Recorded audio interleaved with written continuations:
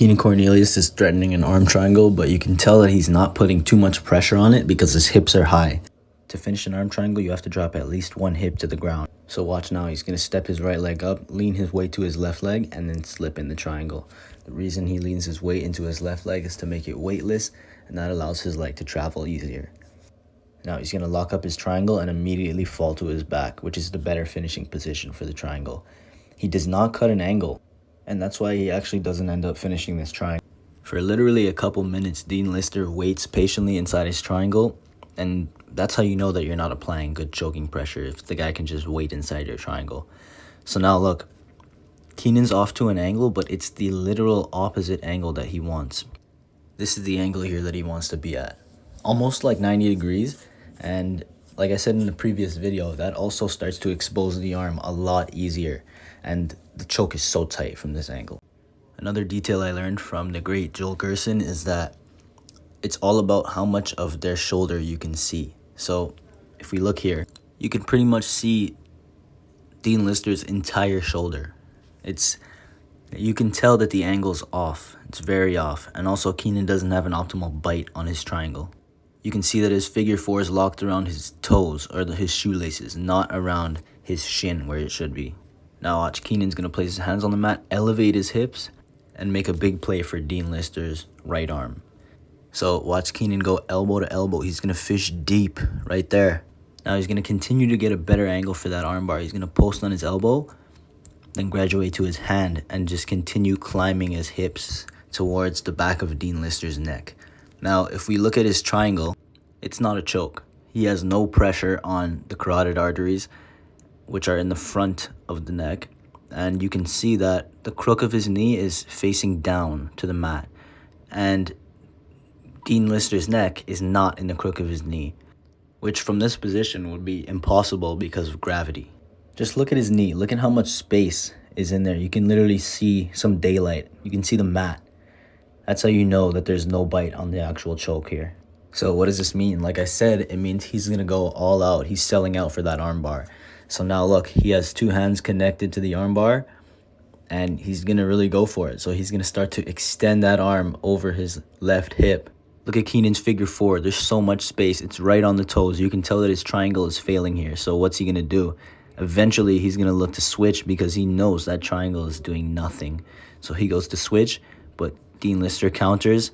He throws the legs over, and that's the beginning of the end. He's going to start to slip his elbow. What I find interesting is that Keenan Cornelius had two fully locked in triangles. Of course, he didn't have a good angle either of the time.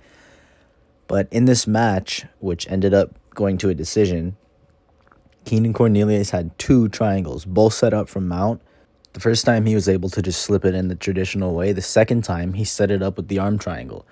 Both times, Dean Lister got out. Now, it is a matter of a good defense from Dean Lister. He was disciplined with his defense. He kept his hands tight together a lot of the time. You can even see him doing it right now. To prevent Keenan from attacking his arm, he kept a disciplined elbow, which was always in the hip of Keenan. It was never dragged across. Dean Lister also did a good job of keeping the knee pointed downwards. He tried to angle it down. You can see with the angle of his head where he's driving it. And then also Keenan helped him and kind of turned that way. And that was because he was selling out on the armbar. But not even fully, because if he wanted to really sell out on that armbar, he would have unlocked his triangle and went shin to the head, or just throw his leg all the way over and went belly down or tried to roll with it. What he did was try to keep both. He wanted to keep his triangle but also attack the armbar. But when you do that, and especially when you don't cut the angle, you're not letting yourself cut the angle. It's very ironic in a way. Keeping that triangle lessens the effectiveness of him going for the armbar. And going for that armbar, in this situation, basically killed his triangle. So in this situation where he couldn't make up his mind, and he was kind of, I'm going to try to get the armbar, and I'm going to keep my triangle as a safety backup, it didn't work out. Now, there's many options you can take if you're on the wrong side of the triangle, but I also believe that Keenan's legs were starting to gasp because this isn't even the first triangle that he was holding for a long time. He had the triangle the first time, and he was holding it for a really long time, which I get it. Be relaxed, you know, but it ended up costing him. So that's it for my analysis on this situation, why Keenan's triangle didn't work, and a few things that Dean Lister did right. And yeah, also forgot to mention the slick setup.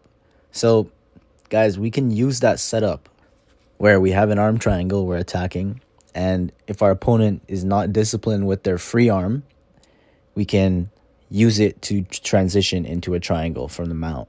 Now, the good thing about that is the arm triangle, think about the arm triangle position setup.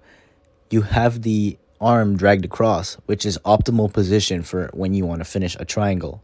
So that setup is still golden.